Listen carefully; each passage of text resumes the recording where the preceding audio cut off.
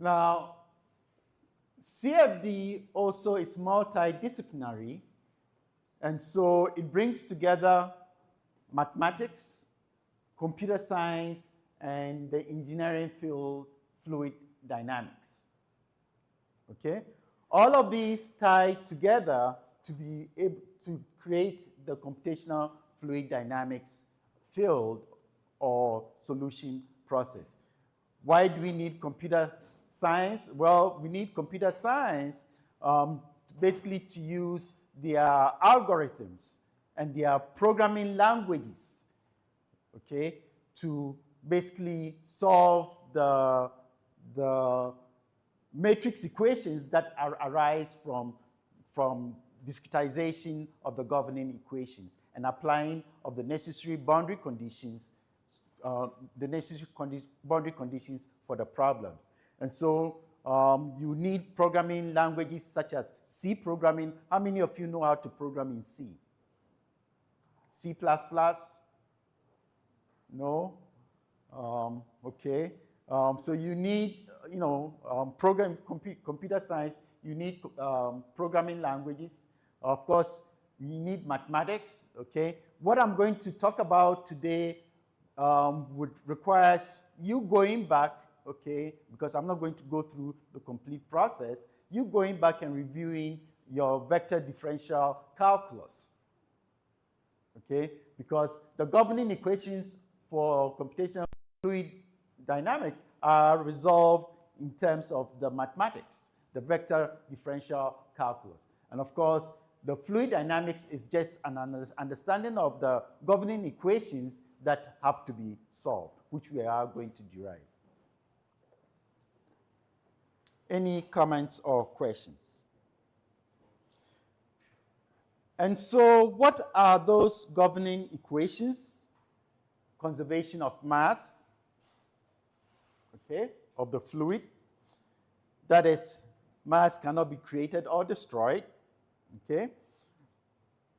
Or the rate of change of mass into a system must equal to the mass inflow and outflow.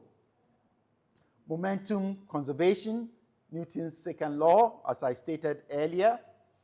Conservation of energy, as I also stated earlier. And species conservation, or conservation of mass of species.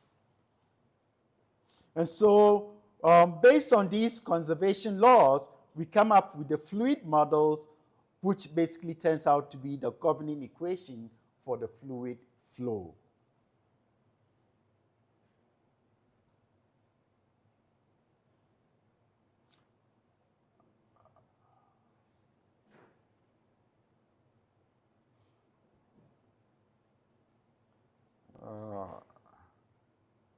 Just a second, I'm missing some information here that I want to depict. I don't know what happened.